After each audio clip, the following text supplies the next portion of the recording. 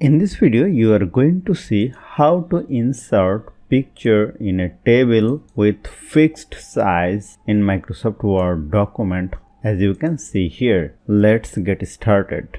Go to Insert, go to Shape, pick out Table like this and select this point and increase the size like this and adjust the column like this. Now click on over here and select the table, go to Table Design, go to Auto Fit and click on Fixed Column White and go to Alignment and select the Align Center. And if you want to add the numbering, you can add it like this. Resize it, place it like this and open the folder where I have the picture, place it side by side.